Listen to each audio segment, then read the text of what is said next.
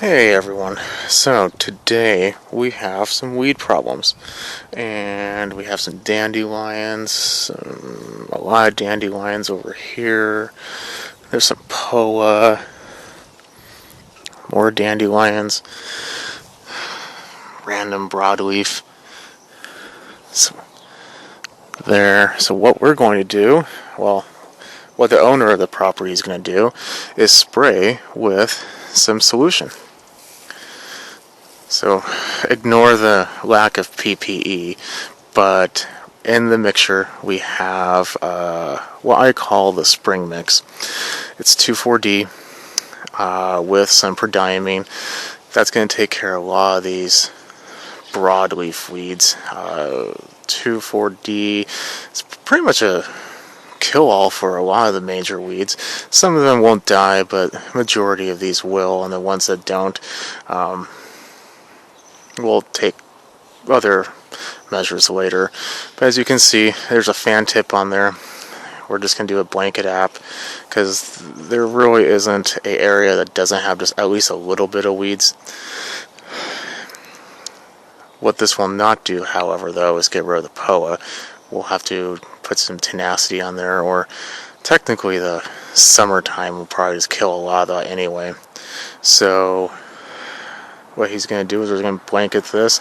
This is a little over 1,000 square feet.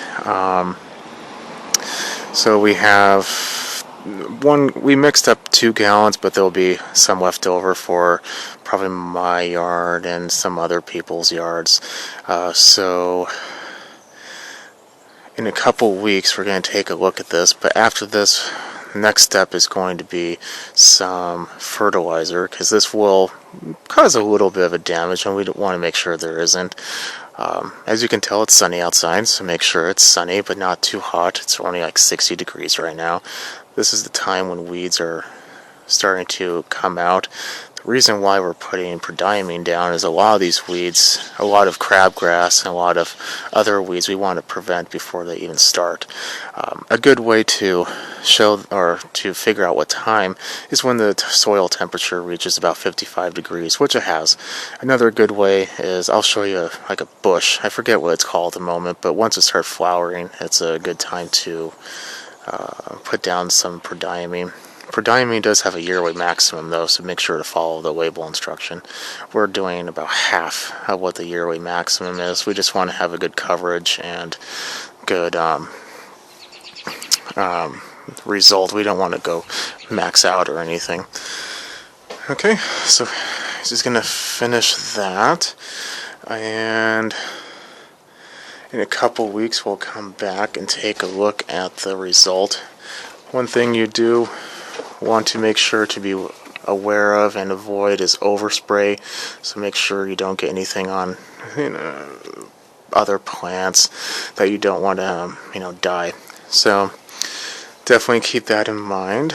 But let's take a look at this sprayer real quick. Just a normal backup sprayer, a backpack sprayer, hand pump. On the end of it is a solo fan sprayer. You can see it's coming out, and it does a nice wide range or wide angle of spray, because as you can tell, we put about 2 gallons in there. There's a little under a gallon left over, and we're just going to do our final little section over here.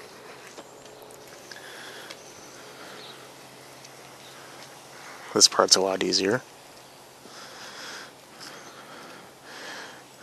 Hopefully by the end of the spring I'll be able to convince the owner to round up his yard and start over. Okay, well, there it is. Not very hard. You see some more dandelions, but we'll come back in a couple weeks and we'll do a follow-up. Any questions, concerns, comments, feel free to mention below, and definitely subscribe. Okay, so here's that bush I was talking about. Once you start seeing these yellow flowers, definitely a good time to start doing that.